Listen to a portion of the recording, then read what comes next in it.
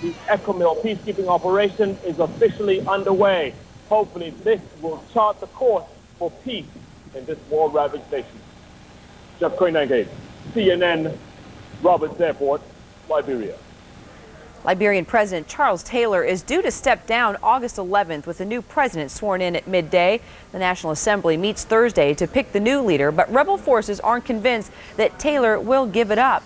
Joining us, someone with an insider's view of the crisis in Liberia, attorney Kwame Clement. He is a former Liberian news anchor. Also, Kwame, it's a pleasure to have you with us. Thank you. I'm curious, as an attorney, just quickly, if you could tell me, what kind of freedom did you have to carry out your duties as an attorney in Liberia? Did you carry on as an attorney there in Liberia, or was that just here in the States? No, here in the States. In Liberia, I worked as a broadcast journalist. And obviously, because we had a dictatorial government, Samuel Doe, a military leader, was in power then. I ran into frequent problems with the government. I was imprisoned for some of my reports. Thanks to human rights groups like the Lawyers Committee for Human Rights, I got released.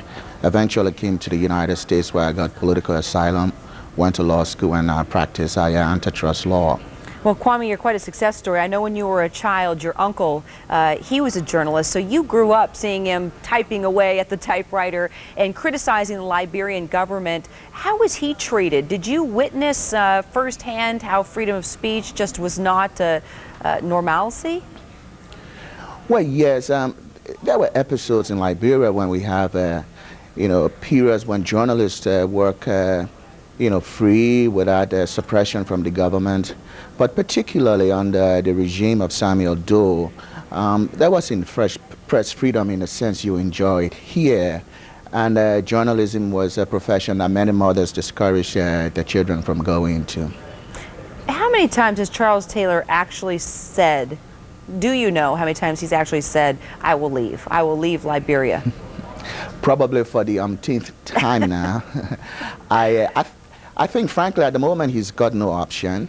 If he doesn't leave, he faces the prospect of arrest by forces that are now entering the country.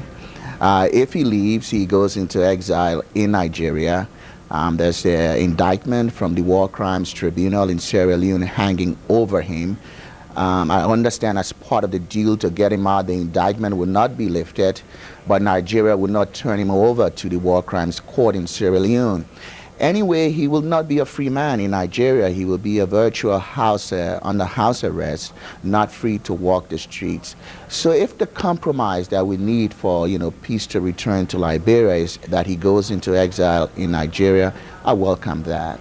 So kind of give me a feel, you know so much of the history. Is Charles Taylor a type, let's say like Saddam Hussein, who says, I'm going to go down a martyr? There's no way.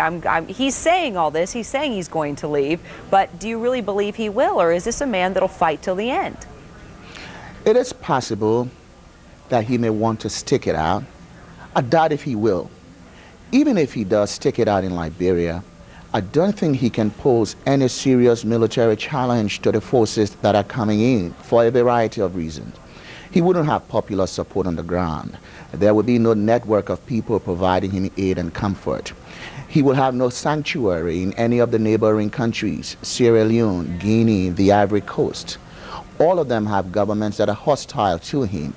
All of them have been through periods of instability. The French recently restored some semblance of normalcy in the Ivory Coast, and the British did the same in Sierra Leone. So they wouldn't want anybody using their countries as bases to launch attacks into Liberia. So he may run into the bush, but I don't think he can pose any serious military challenge to the peacekeeping forces on the ground in Liberia. Kwame, why do you think this is happening now? I mean, this situation has been going on in Liberia for years and years. Is it because there's this war on terror that's taking place, what's happened in Afghanistan, what's happened in Iraq? It only makes sense that this happened now? I think a confluence of certain factors explains what's happening now. On the one hand, you had the British and the French, because they went into neighboring Sierra Leone and the Ivory Coast to bring some normalcy, did all they could in the international community to bring pressure to bear on Charles Taylor, because they knew as long as he remained in power, whatever gains they had made in Sierra Leone and the Ivory Coast could easily be jeopardized. Second, I think given President Bush's recent trip to Africa, as part of the campaign to win goodwill in Africa, he committed himself to resolving the problem in Liberia, or at least putting U.S. troops on the ground and pressuring Taylor to leave. And thirdly, rebel forces opposed to Mr. Taylor made some military gains and thus forced him to the bargaining table. So I think the confluence of those factors explains what's happening in the country at the moment. So who steps in and takes care of Liberia? Who runs Liberia? Are there any good candidates? And also, how do you deal with the rebels and the government forces? So I understand it. There are a group of Liberians, political leaders, now meeting in the Accra, the capital of Ghana. They're trying to reach some compromise on an interim government that will fill the vacuum when Mr. Taylor leaves. But the plan at the moment is that the constitutional provision in the Liberian Constitution for secession of power will come into place once he leaves on the 11th. That is, his vice president, Mr. Bly, will take over. And then as soon as the Liberians meeting in Accra then reach a compromise on an interim government, they will take over from Mr. Bly and run the country for a 1-2-year period, set in motion the mechanism for free, fair elections and the transition to a democratic rule. It is going to be difficult. There are a number of names being bandied about as people who might lead the interim government.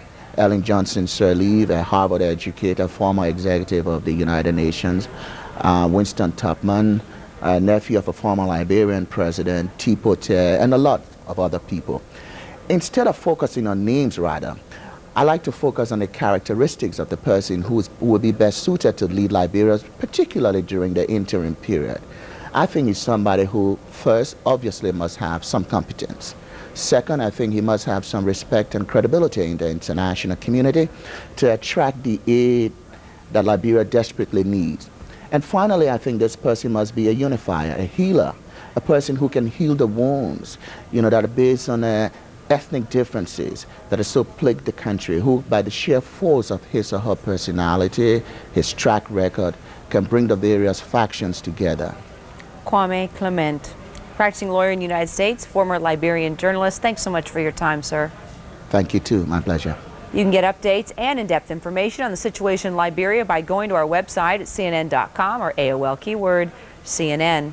The hours are long, the travel worldwide, and you are always on call. And although there are certain perks that come with the job of Secretary of State, you don't fly coach, for instance. The work can be grueling, and that may be why we're hearing Colin Powell will not stick around for a second term should President Bush be reelected.